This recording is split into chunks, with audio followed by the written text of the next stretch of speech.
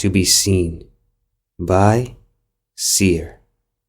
It wasn't what woke Rarity up that startled her, which was in and of itself strange. To be woken up in the middle of the night by a bang which audibly came from within your house would terrify most ponies. But for Rarity, it was the specific fact that she had been woken up in the first place which scared her. There wasn't any reason for it to get this loud if all her safeguards were properly in place. Therefore, all of her safeguards couldn't have been properly in place. Therefore, she had to go downstairs. She threw off her covers and began to get dressed. There was something about haughtily putting on her dressing gown and slippers which comforted her. To outwardly act like this was some minor annoyance allowed her some much-needed denial. But then, was the denial necessary? All she had to do was go downstairs and check. Then she could come back up and go to bed. She'd done it before and would do it again. It was easy. Rarity poked her head out of the door and peered down the hall. It was easy. She forced herself to leave the room. She shouldn't have needed to. This was her house after all. And she did so all the same. With a thought, she flared her horn, casting a pale blue glow that illuminated most of the hallway. Not all of it, but most. On her way down, Rarity stopped by Sweetie's room. It wasn't really Sweetie's room, mind. It was the guest room, and she insisted on still referring to it as that. Sweetie Belle did not live at Carousel Boutique. She wanted to, and wasn't shy about making it known.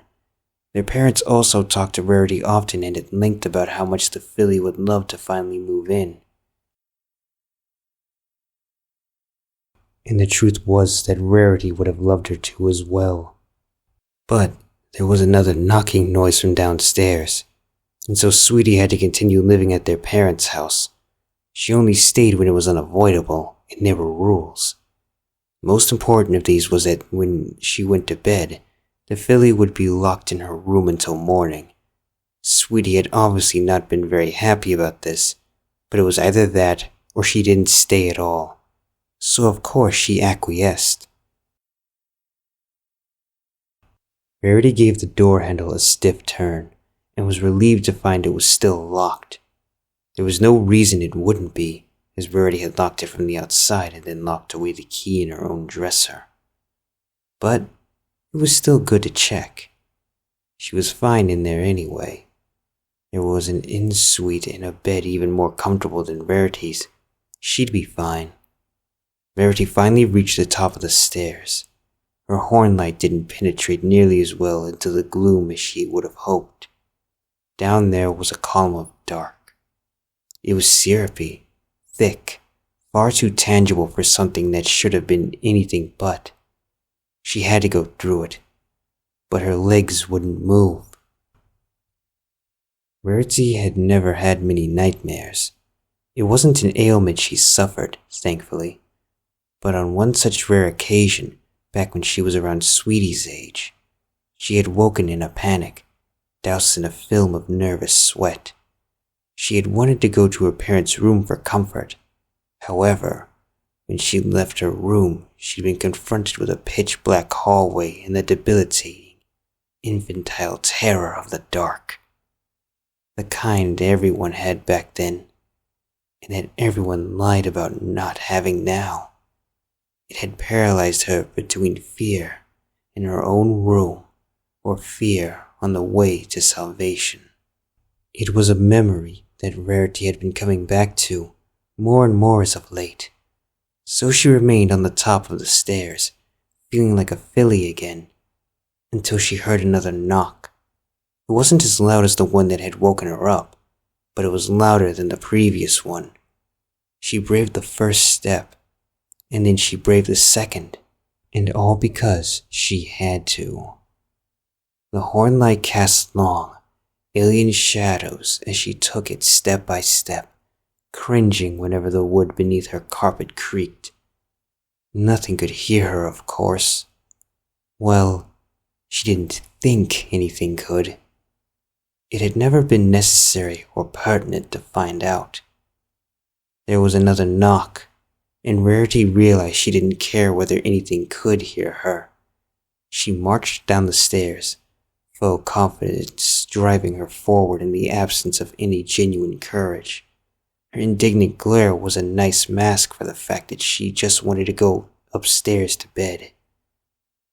The journey from the bottom step to the doorway of her destination passed far too fast, and she found herself stood before a dull, unassuming door.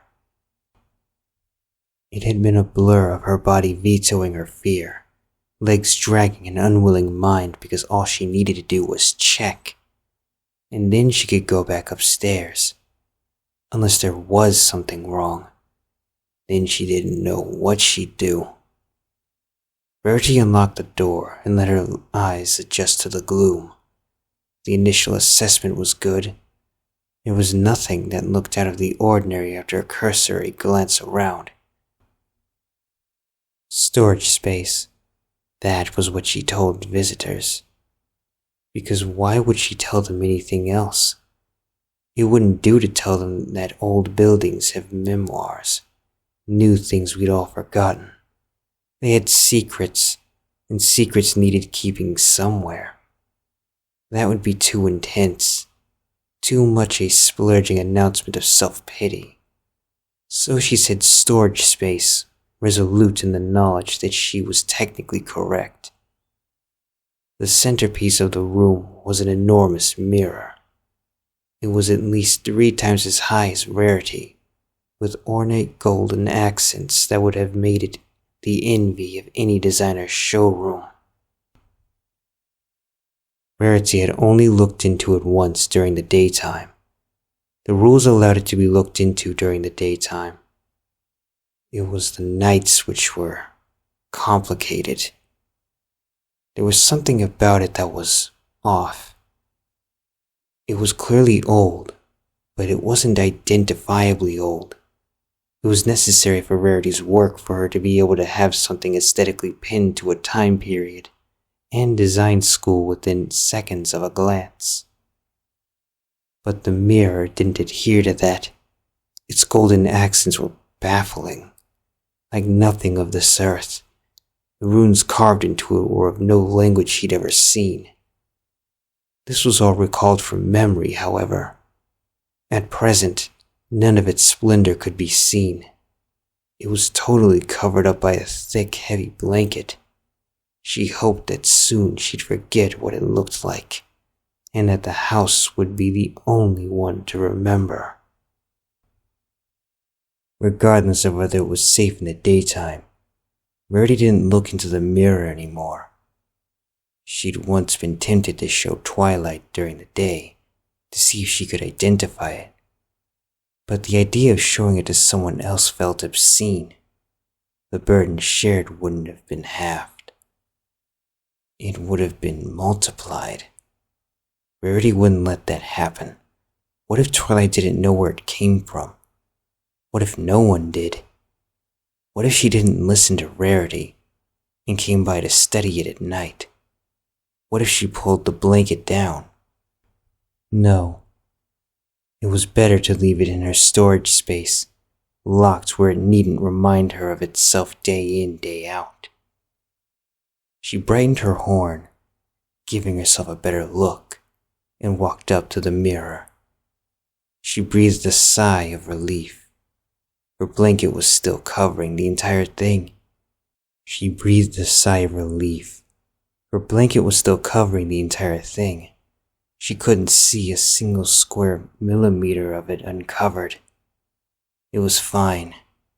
It almost felt like it was an anticlimax given the enormous build-up. But it was an anticlimax she was glad for. But as she turned away, she heard something faint from behind the blanket. She'd never been this close on an off night.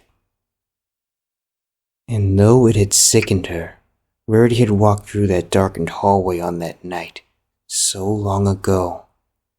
Her tiny body had pulled her to her parents' room when her mind had screamed at her to go back to bed. because all she wanted to do was go back to bed now. She'd confirmed it was all fine down here. But her body had other ideas. It needed to know what was at the end of that hallway.